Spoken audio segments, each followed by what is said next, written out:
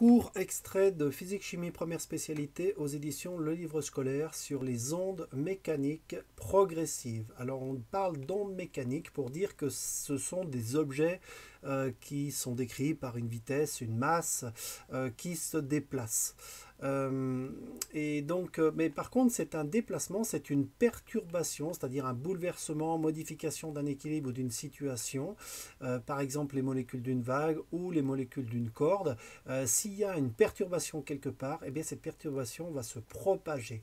Pareil, lorsqu'on jette un caillou sur la surface parfaitement calme et plane de l'eau d'un lac, on crée une perturbation, on crée une ou plusieurs petites vagues qui se forment dont le diamètre grandit. Cette perturbation se propage dans le milieu aquatique. Au bout de quelques instants, le calme revient, la perturbation est passée, et donc c'est ce qui caractérise et ce qu'on va appeler une onde. Une perturbation qui se propage dans un milieu matériel s'appelle une onde mécanique. Cette perturbation peut modifier la position d'un objet lors de son passage. Elle possède donc de l'énergie. Ensuite, l'objet déplacé retourne à sa place initiale. L'onde ne le transporte pas avec elle. Autrement dit, en fait, ici, l'onde a bien de l'énergie puisqu'elle a pu faire monter le bateau au sommet de la vague avant de le faire redescendre et de le faire revenir. Donc, elle a momentanément transféré de l'énergie au bateau, mais à la fin, le bateau est revenu à sa position initiale et l'énergie est plus loin en train d'à nouveau faire monter les molécules puis les faire redescendre. Donc on peut décrire une onde comme un transfert d'énergie sans du moins un transport d'énergie sans transfert de matière, c'est-à-dire qu'il y a de l'énergie qui est passée d'un côté vers l'autre côté, alors que les molécules d'eau, elles sont restées plus ou moins sur place après s'être déplacées localement autour de leur point d'équilibre. Voilà, donc on peut définir une onde comme un transport d'énergie sans déplacement, enfin sans transport de matière. Et on dit bien transport pour aller d'un point A à un point B, parce qu'il y a bien eu localement déplacement de la matière, puisque cette matière a été perturbée dans son équilibre. Donc propagation, fait de se déplacer. L'amplitude, écart entre la valeur maximale d'une grandeur et sa valeur moyenne au repos. On appellerait ici l'amplitude de la vague, la hauteur de la vague en mètres. Élongation, distance entre la position actuelle d'un point et sa position d'équilibre. Si je suis ici où je suis à mi-hauteur de la vague, eh bien mon élongation sera par exemple de 0,5 mètres si ma vague fait 1 mètre de haut. Une onde mécanique est une perturbation qui se propage dans un milieu sans transport de matière, mais avec transport d'énergie. Propagation de l'onde. Lorsqu'un événement perturbe un milieu, ce milieu subit localement une déformation, les molécules se déplacent, ils vont et viennent autour de leur position d'équilibre avec un écart maximal appelé amplitude. Ce mouvement est appelé oscillation. Ce déplacement local microscopique met alors en mouvement les particules voisines. Si j'ai une corde ici, la corde ici, elle est montée, donc ces molécules tirent la corde qui est ici vers le haut. Sauf qu'ici, après, ça retombe sous son propre poids. Et donc, quand ces molécules ici montent, ça fait monter la molécule d'à côté, qui fait monter la molécule d'à côté, etc. C'est ce qui fait ce déplacement. On peut montrer aussi des ondes qui peuvent se propager dans un ressort, où on a ici une propagation. Si on a le ressort qui a été comprimé quelque part et qu'on le relâche, ceci va se déplacer. Alors, ce sera peut-être plus visible sur une animation. Voilà, qui nous permettra en même temps de bien faire la différence entre ce qu'on appelle des ondes transversales et longitudinales. Ça, c'est une corde, c'est-à-dire que si je donnais à la corde un à-coup, une perturbation, la perturbation se déplace et un élément de la corde, à un moment donné, va avoir un déplacement perpendiculaire au sens de déplacement de l'énergie et de l'onde. Par contre, ici, dans le ressort, je vais bien avoir une perturbation. Donc ici, j'avais en gros des anneaux qui sont soudainement serrés. Ces anneaux serrés vont tirer sur le voisin, qui vont tirer sur le voisin, qui vont tirer sur le voisin. Et on va avoir déplacement de l'endroit qui est trop serré, exactement comme au-dessus. Et si je regarde un élément du ressort, il s'est localement déplacé autour d'une position d'équilibre, mais il s'est localement déplacé dans le sens de l'onde. On appelle ça une onde longitudinale quand la perturbation fait osciller la matière dans la direction de la propagation de l'onde. Voici une autre animation. qui nous permet de voir des vagues à la surface d'un lac. Donc ici, on a affaire à nouveau, si ça c'est un bouchon de pêcheur par exemple, ce bouchon va monter et redescendre. Et bien sûr, ici, on a aussi un exemple d'onde transversale, puisque les molécules d'eau vont monter et descendre dans le sens perpendiculaire au sens de propagation de l'onde, mais ne vont pas se déplacer dans le sens de l'onde. C'est-à-dire que si on se baigne au milieu de la mer, on se fait monter et descendre par les vagues. Donc on monte et on descend au gré des vagues, mais on ne se rapproche pas du rivage pour autant, s'il n'y a pas de courant. Après, il peut y avoir des courants, mais c'est un autre problème. Revenons au cours, donc ondes transversales et longitudinales, on vient de les définir, et les grandeurs physiques associées à la propagation d'une onde vont être les suivantes. Tout d'abord, ce qu'on appelle le retard. Donc si j'ai ici l'allure de la corde qui arrive ici, l'allure de la corde à un moment un petit peu ultérieur, puis on arrive ici, puis on arrive ici, et bien en fait le retard, c'est-à-dire le retard que l'onde a entre le point A au point B par rapport au point A, eh bien c'est le temps qu'il a fallu pour que le début de la propagation ici arrive ici. Donc entre TB moins TA, eh bien ça va être ce qu'on appelle le retard, et c'est exactement le même qu'au moment où je vais passer ici, où le point A va passer au sommet de la vague et le point B va passer au sommet de la vague. On a toujours un retard qui est constant. Donc le retard peut être mesuré pour n'importe quelle valeur de la perturbation véhiculée par l'onde. On appelle célérité la vitesse de déplacement la vitesse de déplacement de l'onde. Alors on ne parle pas de vitesse, et c'est ce qui est expliqué là, on va réserver le terme vitesse pour le déplacement d'un corps matériel, donc très classiquement, mais par contre ici c'est plutôt un déplacement d'énergie. On avait bien dit que la matière elle se déplace localement autour d'un point d'équilibre, mais globalement elle ne se transporte pas du point A au point B. Ce qui se transporte du point A au point B c'est de l'énergie, et quand on a un déplacement d'énergie on va appeler ça une célérité. La célérité, c'est la vitesse de propagation d'une onde progressive. Donc si deux points A et B sont séparés d'une distance DAB avec taux un retard entre l'onde A et l'onde B, eh bien en fait la célérité, c'est la distance parcourue divisée par ce retard. Alors dans le cas particulier des ondes, des ondes sinusoïdale, qu'on verra plus en détail tout à l'heure, eh bien, cette célérité va pouvoir se déterminer de la manière suivante. Non, on reviendra tout à l'heure à cette animation, parce qu'il faut avant qu'on définisse la longueur d'onde et la période. Alors, pour donner des ordres de grandeur, dans le son, le milieu de propagation c'est l'air.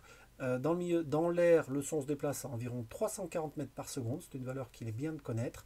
Dans l'eau, ça va plus vite, 1500 mètres par seconde. Alors on pourrait trouver ça bizarre, mais en fait c'est très logique, puisque un son, c'est le déplacement d'une perturbation. Alors on va reprendre encore une petite animation ici, créée par Adrien Wilm.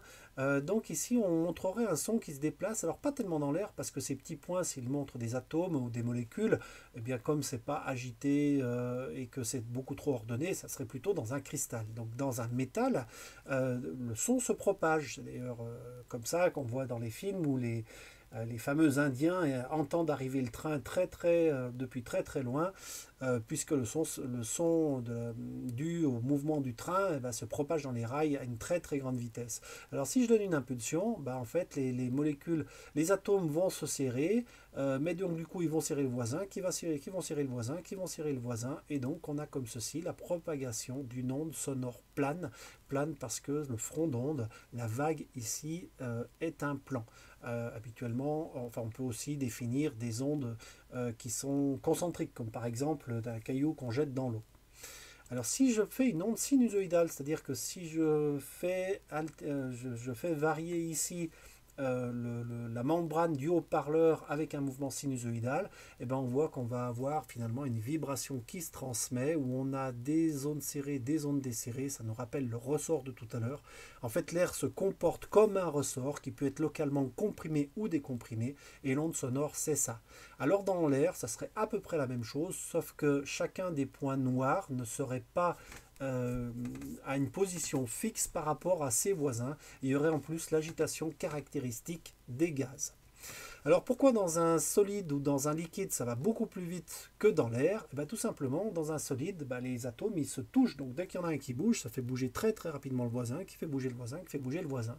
Alors que dans un gaz, il faut le temps que les molécules se retrouvent, et comme elles sont en moyenne distantes d'une distance égale à 800 fois leur diamètre, même si elles vont très vite, ça nécessite plus de temps que dans un solide. Voilà ce qui explique les différences de célérité qui sont décrites ici. 1500 mètres par seconde dans l'eau et jusqu'à quelque chose comme 4 ou 5000 mètres par seconde dans de l'acier. Des ondes sismiques, le milieu de propagation c'est la terre ou la roche, et les vagues à la surface de l'eau qui peuvent aller à des vitesses, à donc des célérités très variables qui dépendent des conditions climatiques. Alors, petit exemple de calcul de célérité.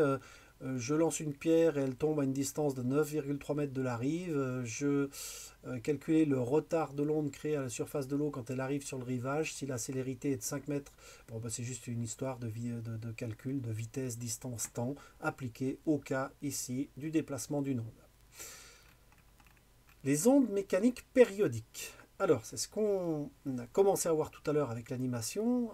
On peut avoir des ondes particulières, des ondes qui sont périodiques, c'est-à-dire où le phénomène revient périodiquement, repasse périodiquement par les mêmes valeurs. Donc, lorsque le phénomène qui crée l'onde est périodique, vibration des ailes d'un moustique, goutte qui tombe d'un robinet sur la surface de l'eau, alors les différentes ondes successives n'en forment plus qu'une, appelée onde périodique. C'est-à-dire qu'en fait, il y a plein de vagues successives qui vont globalement se comporter comme une seule grande onde.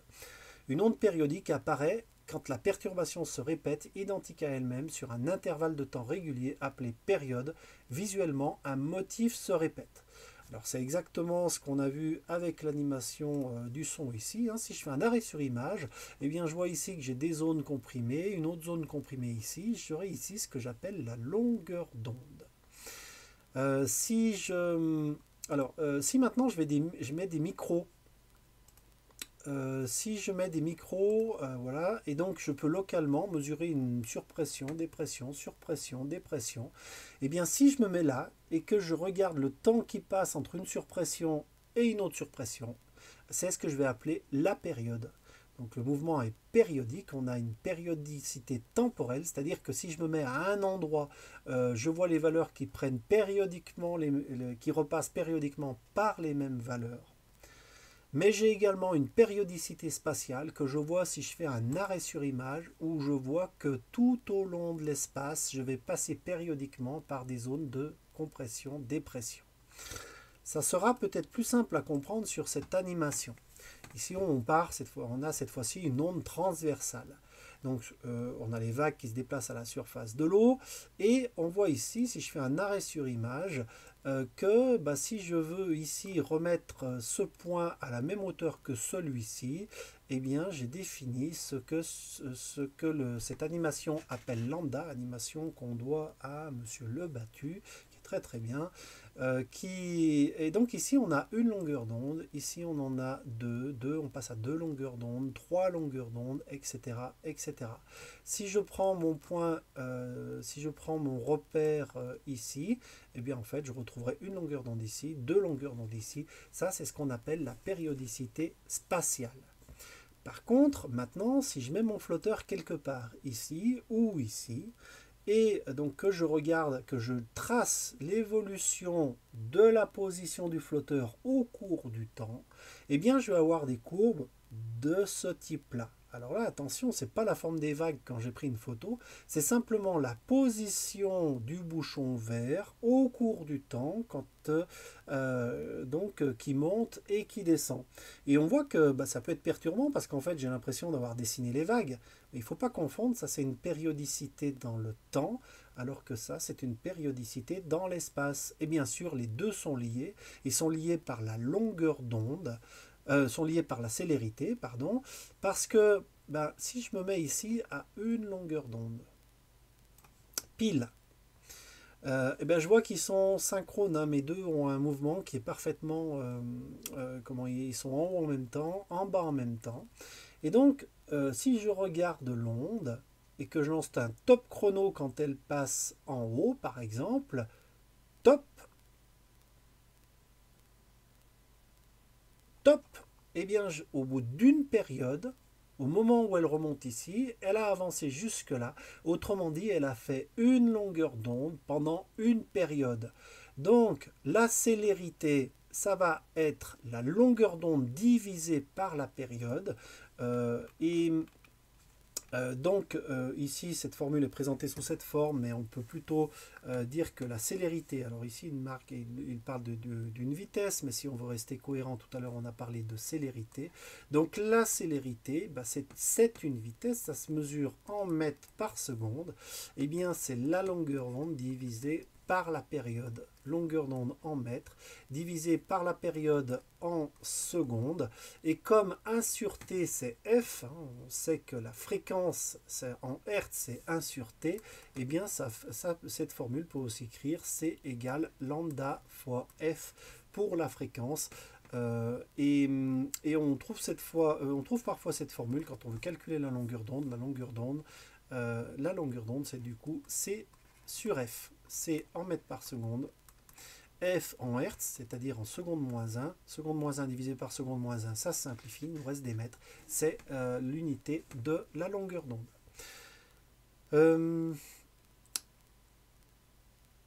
Peut-être faudrait-il quand même, je suis passé assez vite sur la fréquence, mais la fréquence c'est le nombre de fois que le phénomène se reproduit identique à lui-même en une seconde.